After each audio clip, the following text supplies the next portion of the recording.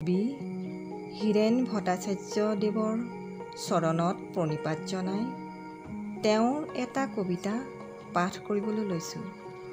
কবিতাৰ শিৰোনাম কি ফুল ফুলিছে। কি ফুল ফুলিছে কেতেকী কাঁইটেৰে ফুলপাহ থাকি গছজোপাই ক'লে ছিঙি নিবা নেকি। ফুলপাহ ছিঙাৰ মোৰ জানো সাহ হ'ব। ফুলপাহ ছিঙাৰ সাহ। কাঁইটীয়া পাত কাটি ফুল ছিঙাৰ হেঁপাহ। কি ফুল ফুলিছে বতাহত উৰি আহে ৰেণু আৰু মই দূৰত বহি বিচাৰিছোঁ কি। ফুলৰ সুবাস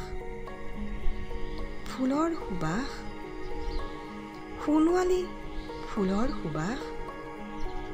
কি ফুল ফুলিছে কেতেকী।